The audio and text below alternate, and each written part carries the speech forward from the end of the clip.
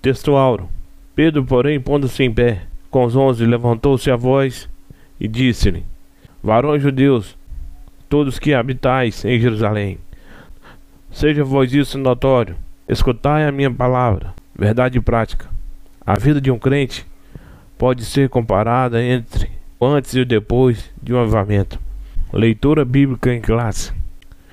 Atos capítulo número 2, versículo número 14 ao 24.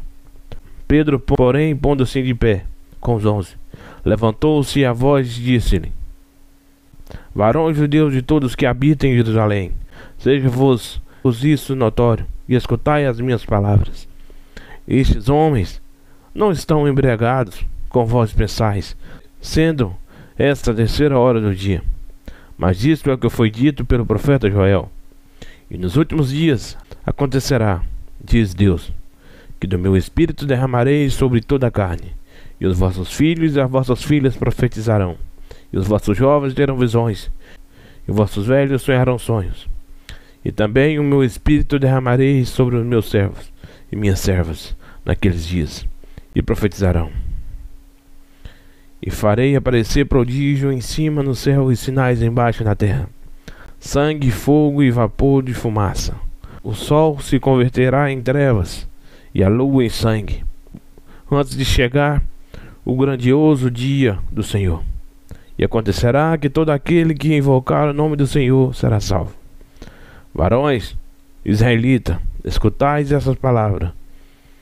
A Jesus Nazareno, varão aprovado por Deus entre vós, e com maravilhas, prodígios e sinais que Deus por ele fez no meio de vós, como vós mesmos bem sabeis. E esse que vos foi entregue pelo determinado conselho e presciência de Deus, tomando a vós, e crucificastes e mataste pelas mãos de injustos, ao qual Deus ressuscitou, soltas as ânsias da morte. Não era possível que fosse retido por ela. A palavra-chave é ministério. Primeiro ponto da nossa lição: Pedro antes do Pentecoste. Há duas atitudes de Pedro. Jesus pergunta para os discípulos: o que diz por aí que eu sou? Alguns dizem que o Senhor é João Batista, alguns dizem que o Senhor é Jeremias. E vocês? Pedro responde: Tu és o Cristo, Filho do Deus vivo. E Jesus disse ao Pedro: Bem-aventurado é tu, Simão Bar-Jonas, porque não foi a carne nem sangue que revelou, mas o meu Pai que está nos céus. Pedro se sentiu grande. E a Bíblia diz que Jesus dobra uma esquina ali, e Jesus começa a falar: vou para Jerusalém. E Pedro: não vai. E Jesus olha para Pedro e fala: para trás de mim, Satanás. Algumas coisas aprendemos ali. Não é porque nós recebemos uma grande revelação de Deus que nós estamos livres de ser usados pelo inimigo. Precisamos ter cuidado. E Jesus repreendeu Pedro. Jesus estava ensinando Pedro. Segundo parágrafo: Pedro nega Jesus 3 vezes. A primeira vez diante de uma criada. A segunda vez negou diante de outra criada. E pela terceira vez Pedro negou diante de várias pessoas. Pedro sentiu medo naquele momento. Pedro não queria ser morto, e ele negou Jesus. Jesus disse para ele que isso ia acontecer. Mas quando Jesus ressuscitou, o nome de Pedro foi destacado. Jesus falou às mulheres: vão e digam aos meus irmãos e a Pedro que vão para o monte, onde eu vou encontrá-los.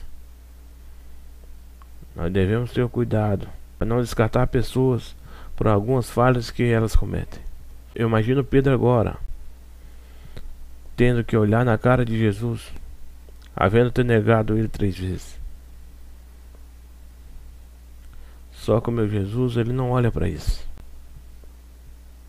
Ele morreu na cruz por mim e por você. Mas Jesus falou: diga aos meus irmãos e a Pedro, porque Pedro precisava disso. Porque existe momentos de elogiar, Mas existe um momento de valorizar aquela pessoa, de trazer aquela pessoa para perto. Segundo ponto, Pedro após o Pentecoste. Pedro batizado no Espírito Santo. Pedro foi revestido de poder. Ele teve o caráter transformado, mas agora ele não usa espada mais. Mas agora ele está cheio, revestido do Espírito Santo.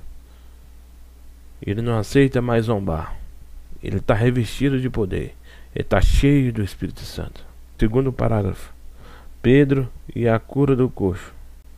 Ele estava indo para a oração. Pedro e João subiam para a oração, e o coxo estava pedindo a esmola. Pedro falou: eu não tenho prata nem ouro, mas o que eu tenho eu lhe dou. Levanta e anda. E aquele homem foi curado. E Pedro é questionado: em nome de quem vocês fizeram isso? Pedro não aproveitou o momento para falar, para fazer seu marketing pessoal, mas sim para falar do nome de Jesus, do único nome que salva, que cura, que liberta. Jesus, o Rei dos Reis. Terceiro parágrafo, Pedro avivado em outra ocasião. Quase 5.000 pessoas aceitaram a Cristo como Salvador após a mensagem de Pedro. Atos capítulo número 4.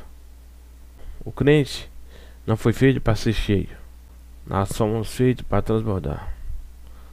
Porque quando nós transbordamos, aonde nós passamos, nós derramamos a unção do Espírito. Aprenda uma coisa: transborde. Você tem que ser diferente. Quando você pega um balde cheio de água, aonde ele passa ele vai derramando, vai molhando. Assim temos que ser nós. Aonde passamos tem que derramar. As pessoas têm que ver. Você tem que deixar rastro.